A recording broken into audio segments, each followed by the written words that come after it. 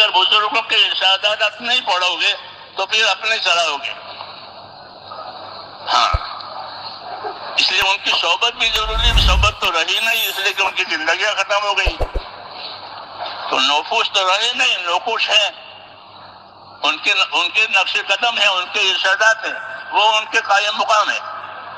اس لیے ان کی باتوں کو دیکھنا بار بار اور سمجھنا تاکہ چیز اپنی جگہ سے ہٹے نہیں. دنیا ہے، یہاں مختلف چیزیں پیش آتی رہتی ہیں. ایک مرتبہ حضرت علی رضی اللہ تعالیٰ عنہ نے رسول اللہ صلی اللہ علیہ وسلم سے پوچھا، یا رسول اللہ، آپ کے بعد بھی کام رہے گا اور کام کے تقاضے پیش آئیں گے اور مسائل کھڑے ہوں گے. اگر اس مسائل کا حل ہم قرآن میں یا حدیث میں نہ پائیں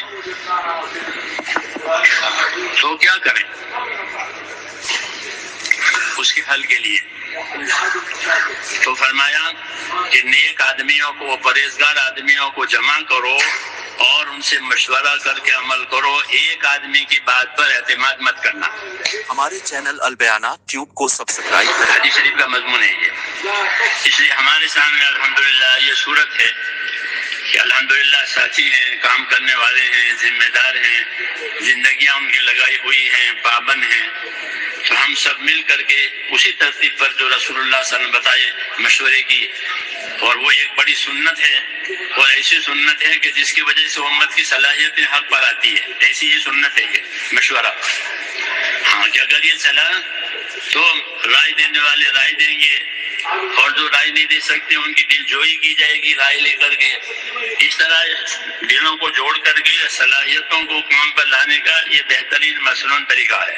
حضور صلی اللہ علیہ وسلم نے اور صحابہ کرام نے اپنے دور میں مشوروں کا بہت اہتمام کیا ہے کہ مشورے سے کام ہے. حضور صلی اللہ علیہ وسلم مشورہ اپنے ساتھیوں سے دیتے. ماذا ترون، آپ حضرات کی کیا رائے ہو رہی ہے، آپ حضرات کیا سوچ رہے ہیں، یہ پوچھتے تھے.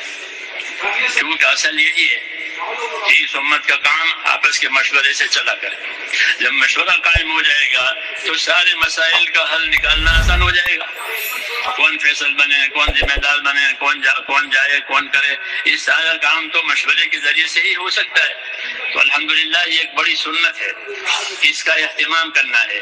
آپ حضرات سے بھی ہماری یہی درخواست ہے کہ مشورے کا اہتمام کریں، مشورے کی جماعتیں بنائیں اور اپنے آپ کو مشورے کا پابند بنا کر کے اس کام کو امانت سمجھ کر کے کریں. کیوں بھائی کریں گے انشاءاللہ. اللہ تعالیٰ